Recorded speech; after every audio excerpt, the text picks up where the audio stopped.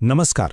आज आपण एका अशा प्राचीन कथेत डोकावणार आहोत जी आपल्या अनेक आधुनिक कल्पनांना थेट आव्हान देते. कष्ट, त्याग आणि सजगता म्हणजे नेमकं काय याचा खरा अर्थ ही कथा आपल्याला उलगडून दाखवते. सार्थक प्रयत्न आणि निरर्थक देखावा यातला फरक स्पष्ट करणारी ही एक जबरदस्त कथा आहे. चला थेट मूळ मुद्द्यालाच हात घालूया. आजच्या जगात आपण सतत काहीतरी उत्तम करण्याच्या मागे असतो नाही का?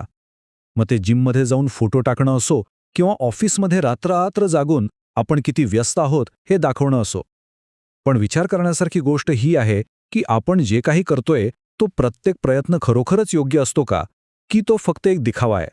आणि नेमका इथेच या कथेचा गाभा आहे. बघा, एक प्रयत्न असतो जो खऱ्या समजुतीतून येतो, जो आपल्याला आतून शांत करतो, आपल्याला मुक्तीच्या मार्गावर घेऊन जातो. आणि दुसरा प्रयत्न असतो तो केवळ गर्वातून, अहंकारातून जन्माला येतो. तो फक्त इतरांना दाखवण्यासाठी असतो, ज्यामुळे आपण फसवणुकीच्या जाळ्यात आणखीनच अडकत जातो. आता या संकल्पनेला अधिक चांगल्या प्रकारे समजून घेण्यासाठी आपण थेट भूतकाळात जाऊया. कल्पना करा, आपण जेतवन विहारात आहोत.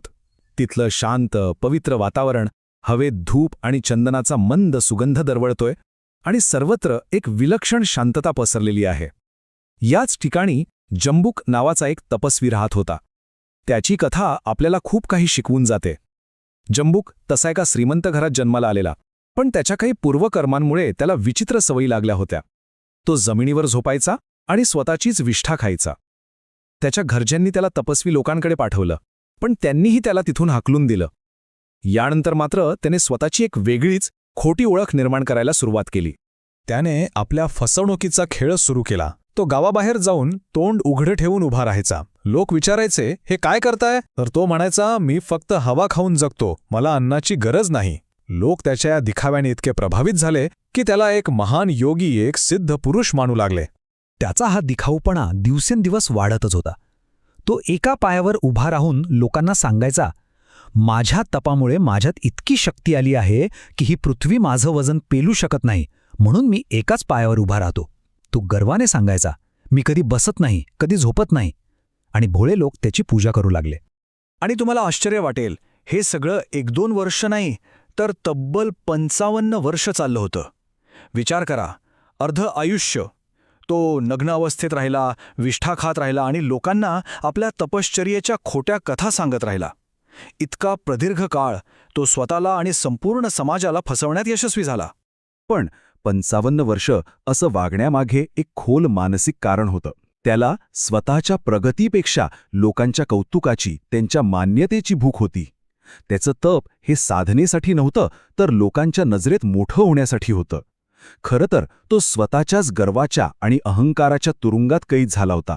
जेव्हा लोक त्याच्यासाठी श्रद्धेने पंचपक्वान्न घेऊन यायचे, तेव्हा तो ते नाकारायचा. खूपच आग्रह केल्यावर गवताच्या पात्याच्या टोकाने अन्नाचा एक छोटासा कण घ्यायचा आणि म्हणायचा, जा, एवढ्यानेच तुम्हाला पुण्य मिळेल. हा सुद्धा त्याच्या खेळाचाच एक भाग होता. लोकांच्या श्रद्धेचा गैरफायदा घेण्याचा एक प्रकार होता. आणि मग एके दिवशी तो निर्णायक क्षण आला. बुद्धांनी आपल्या दिव्य दृष्टीने ओळखलं की आता जंबुकाची फसवणूक संपून त्याला ज्ञान मिळण्याची वेळ आली आहे. म्हणून बुद्ध स्वतः एका संध्याकाळी त्याच्याकडे आले आणि रात्रीपुरता आश्रय मागितला. बुद्धांच्या केवळ उपस्थितीनेच तिथलं वातावरण बदलून गेलं. रात्रीचा पहिला प्रहर सुरू झाला आणि काय आश्चर्य, चातू महाराज एक देव बुद्धांना वंदन करण्यासाठी अवतरले. त्यांच्या दिव्य तेजाने संपूर्ण जंगल लख्ख प्रकाशात न्हाऊन निघालं. जंबुकाने हे पाहिलं आणि तो अचंबित झाला. त्यानंतर मध्यरात्री म्हणजे रात्रीच्या दुसऱ्या प्रहरी स्वतः देवराज इंद्र म्हणजे शक्र बुद्धांना वंदन करण्यासाठी आले. यावेळी तर प्रकाश आणखीनच तेजस्वी होता. जंबुकाचं कुतूहल आता शिगेला पोहोचलं होतं. आणि मग रात्रीच्या तिसऱ्या प्रहरी महाब्रह्मा स्वतः बुद्धांना वंदन करण्यासाठी आले. त्यांचा प्रकाश तर इतका प्रखर आणि शक्तिशाली होता की जणू काही हजारो सूर्य एकत्र उगवले आहेत. संपूर्ण आसमंत त्या दिव्य प्रकाशाने दिपून गेला. दुसऱ्या दिवशी सकाळी जंबुकाने मोठ्या आदराने बुद्धांना त्या प्रकाशाबद्दल विचारलं. त्याच्या मनात आश्चर्य होतंच, पण कुठेतरी एक सुप्त अहंकारही होता. तो म्हणाला, आपण खरंच महान आहात, देवसुद्धा तुम्हाला वंदन करण्यासाठी येतात. मी मात्र इथे 55 वर्षांपासून इतकी कठोर तपश्चर्या करतोय, पण माझ्यासाठी तर कोणीच आलं नाही. तेव्हा बुद्धांनी अत्यंत शांतपणे पण तितक्याच ठामपणे सत्य त्याच्या समोर ठेवलं. त्यांच्या शब्दात कोणतीही टीका नव्हती, राग नव्हता, फक्त एक आरसा होता. त्या शब्दांनी जंबुकाच्या 55 वर्षांच्या खोटेपणाचा, त्याच्या अहंकाराचा फुगा एका क्षणात फोडला. बुद्धांनी पुढे त्याला त्याच्या पूर्वजन्माची कर्मकथा सांगितली. कस्सप बुद्धांच्या काळात त्याने एका अर्हंत भिक्खूचा अपमान केला होता. त्यांना दान स्वीकारण्यापासून रोखलं होतं आणि त्यांचं भिक्षापात्र लाथेने उडवून दिलं होतं. त्याच घोर कर्माचं फळ म्हणून त्याला या जन्मातही दुर्गती भोगावी लागत होती. हे सत्य ऐकताच जंबुकाला प्रचंड मोठा धक्का बसला. तो भीतीने थरथर कापू लागला. त्याच्या डोळ्यातून पश्चातापाचे अश्रू वाहू लागले. त्याचा 55 वर्षांचा अहंकार गळून पडला आणि त्याने बुद्धांचे पाय धरले. बुद्धांनी त्याला करुणा दाखवली, त्याला वस्त्र दिले आणि धम्माचा उपदेश केला.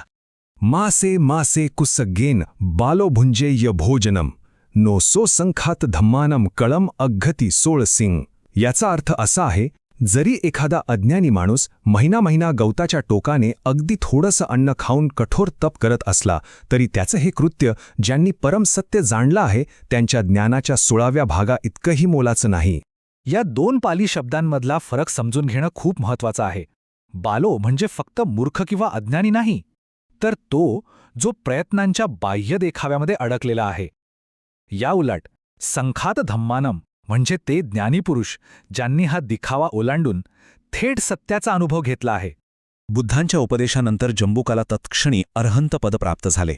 थोड्या वेळाने जेव्हा त्याचे जुने शिष्य तिथे आले आणि त्याला बुद्धांसोबत सामान्य वस्त्रांमध्ये बसलेलं पाहून गोंधळून गेले, तेव्हा बुद्धांनी त्यांना हाच श्लोक ऐकून सांगितलं की जंबुकाची 55 वर्षांची खोटी तपश्चर्या खऱ्या ज्ञानाच्या एका क्षणाएवढीही मोलाची नाहीये. ही कथा फक्त जंबुकाची नाहीये, ही आपल्या सगळ्यांची आहे. प्रश्न हा आहे की ह्या प्राचीन शहाणपणाचा आपण आपल्या आजच्या धावपळीच्या जीवनात कसा उपयोग करू शकतो. चला तर यासाठी एक आधुनिक मार्गदर्शक पाहूया. ही तिन्ही क्षेत्र आपल्या रोजच्या जगण्याचा भाग आहेत. विचार करा, कामाच्या ठिकाणी केवळ व्यस्त दिसण्याचा प्रयत्न करणं हे खोटं तप आहे, तर खरंच प्रभावी काम करणं हा सार्थक प्रयत्न आहे.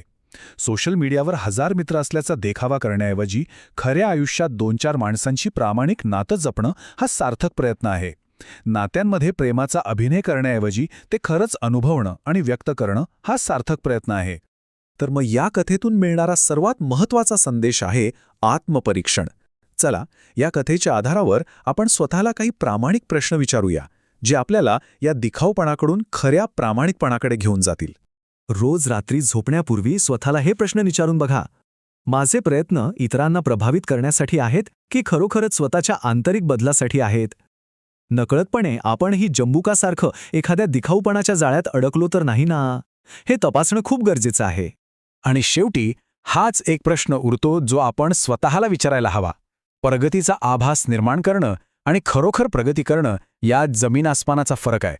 जंबुकाची कथा आपल्याला हाच धडा शिकवते की खरा बदल हा आतून येतो, प्रामाणिक प्रयत्नांतून येतो, बाह्य दिखाव्यातून नाही. यावर नक्की विचार करा